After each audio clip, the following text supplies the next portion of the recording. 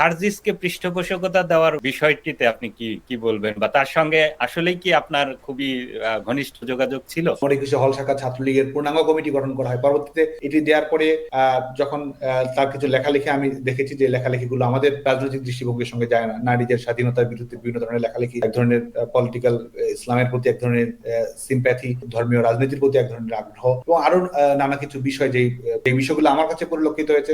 বিষয়গুলোর আলোকে কিন্তু যে সিদ্ধান্ত গ্রহণ করা আমার প্রয়োজন ছিল সেই সিদ্ধান্তই কিন্তু আমি এই 21 একটি হল শাখা ছাত্রলীগের একটি পূর্ণাঙ্গ কমিটিতে পদের জন্য তারা কিন্তু এই হলের যারা দায়িত্ব পালন করেছে তাদের কাছে কিন্তু ঘোরাঘুরি করা, লবিং তদবির করা, এসবের মধ্যেই ছিল। সাংগঠনিক কিন্তু পরিচয় আমি এলাও করিনি, কারণ আমি যখন জানতে পেরেছি যে তার পারিবারিক রাজনৈতিক পরিচয় যেটি হোক না কেন, তার রাজনৈতিক দৃষ্টিভঙ্গিটি এমন যেটি আমাদের একটি রাজনৈতিক ছাত্র সংগঠন যেটি আমরা একটি মূল্যবোধের প্রতিফলন করি সেটির সঙ্গে সামঞ্জস্যপূর্ণ নয়। আমি কিন্তু যখন আমি আমার জায়গা থেকে সচেতন ছিলাম বলে কিন্তু সেটিও আমি এলাও